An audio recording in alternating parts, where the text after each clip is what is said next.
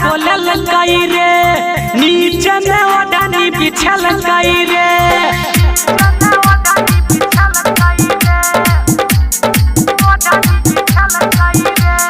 Phone करके हमारा बोलल कई रे नीचे में ओढ़नी बिछल कई रे नींद खुलल जे हमर उहे सारा की पर कि रोजा रोजा छारा पैछि फरकी पर भाइरो मन जाया छौरी कुमार की पर कि रोजा रोजा छारा पैछि फरकी पर भाइरो मन जाया छौरी कुमार की पर सुमित सतीश रूपम रिकॉर्डिंग स्टूडियो जीवा चौक मधुबनी सिंगिंग बाय घनश्याम सिंह राजपूत आप नहीं रहबै कुमार रे लगान मीता जोगार रे आप नहीं रहबै कुमार रे लगान मीता जोगार रे आप नहीं रहबै कुमार रे लगान मीता जोगार रे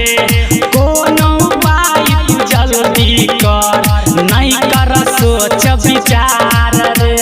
लगवा रे ना हल्दी रे मन होया शादी करी जल्दी रे बड़ा मन जाइए नाक ठरकी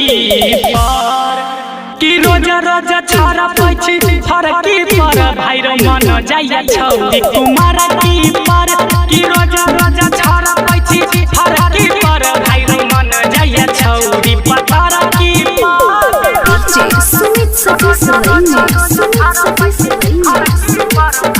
सिंगिंग बाय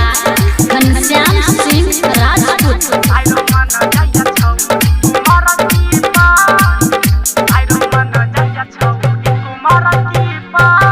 छौरी खिचल कई ध्यान रे मारै छै तूफान रे छौरी खिचल कई ध्यान रे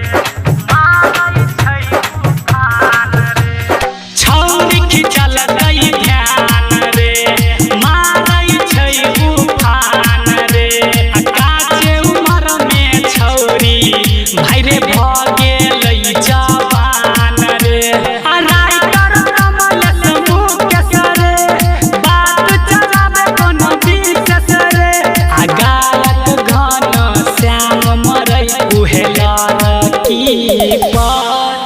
कि रोज रोज छारा पैछि फरकी पर भाइरो मन जाइए छौरी कुमार की पर कि रोज रोज छारा पैछि फरकी पर भाइरो मन जाइए छौरी पतर की पर रूपम रिकॉर्डिंग स्टूडियो जीवा चौक मधुबनी।